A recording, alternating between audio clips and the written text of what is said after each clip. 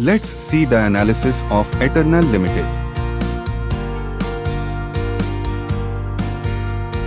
Let's learn about the company.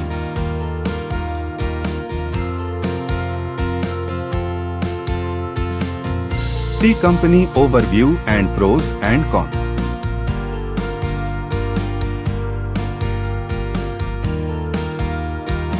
See its quarterly results.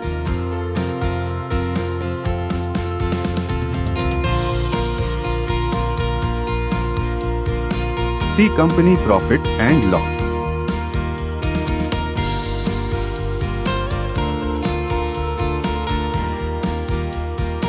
Compounded sales and profit growth. Stock price CAGR. Return on equity. See its balance sheet.